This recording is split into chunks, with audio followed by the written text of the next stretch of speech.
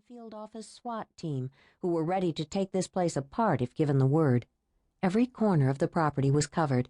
The marksman, Cooper, was in his place, some 20 feet behind Savich, with a clear view into the shadowy living room. Savich saw another ripple in the dim light. A dark figure rose up from behind a worn sofa. It was Marvin Phelps, the man whose photo he'd first seen just an hour ago. He was walking toward John Marple. No, swaggering was more like it. What was he doing behind the sofa? When Phelps wasn't more than a foot from Marple, he said, his voice oddly deep and pleasant, "Are you awake, Jimbo? Come on, I didn't hit you that hard, you pathetic wuss." Jimbo? Savich turned up the volume on his directional receiver. "Do you know it will be dawn in another 37 minutes? I've decided to kill you at dawn."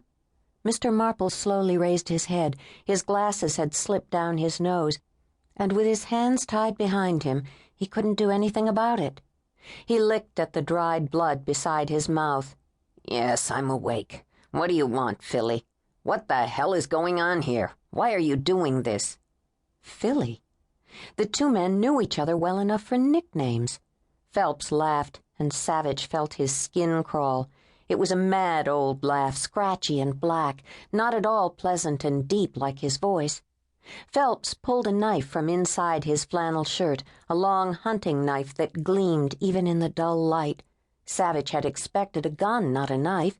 It wasn't supposed to go down like this. 2 dead high school math teachers, and now this. Not in pattern. What was going on here? "You ready to die, Jimbo, you little prick?" "I'm not a prick. What the hell are you doing? Are you insane?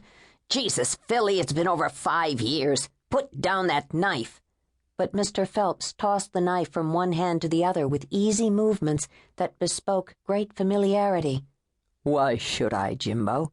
I think I'm going to cut out your brain. I've always hated your brain, do you know that? I've always despised you for the way you wanted everyone to see how smart you were, how fast you could jigger out magic solutions, you little bastard." He was laughing as he slowly raised the knife. "It's not dawn yet."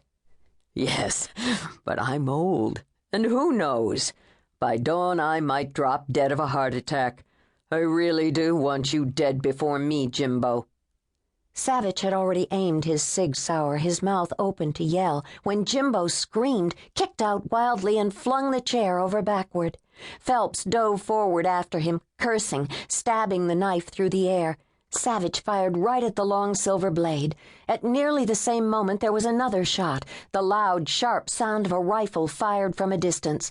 The long knife exploded, shattering Phelps's hand. The next thing to go flying was Phelps's brains as his head exploded. Savich saw his bloody fingers spiraling upward, spewing blood, and shards of silver raining down. But Phelps wouldn't miss his hand or his fingers. Savich whipped around, not wanting to believe what had just happened. The sniper, Kurt Cooper, had fired. Savich yelled, "No!" But of course it was way too late. Savich ran to the front door and slammed through, agents and local cops behind him. James Marple was lying on his back, white-faced, whimpering. By going over backward, he'd saved himself from being splattered by Mr. Phelps's brains. Marvin Phelps's body lay on its side, his head nearly severed from his neck, sharp points of the silver knife blade embedded in his face and chest, his right wrist a bloody stump. Savich was on his knees, untying Jimbo's ankles and arms, trying to calm him down. "You're all right, Mr. Marple. You're all right. Just breathe in and out. That's good. Stay with me here. You're all right." "Phelps, he was going to kill me. Kill me. Oh, God." "Not any longer. He's dead. You're all right." Savich got him free and helped him to his feet, keeping himself between James Marple and the corpse. Jimbo looked up, his eyes glassy, spit dribbling from his mouth. "I never liked the cops before. Always thought you were a bunch of fascists. But you saved me. You actually saved my life." "Yeah, well, we do try to do that occasionally. Now let's get you out of here. Here's Agent Sherlock and Agent Warneck."